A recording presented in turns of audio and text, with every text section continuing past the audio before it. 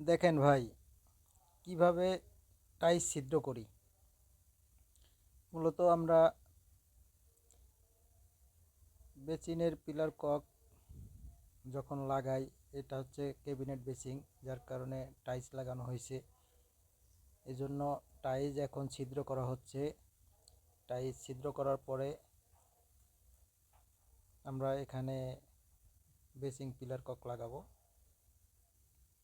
তাই আপনাদের সামনে তুলে ধরলাম যে আমরা কিভাবে টাইসটা ছিদ্র করে থাকি।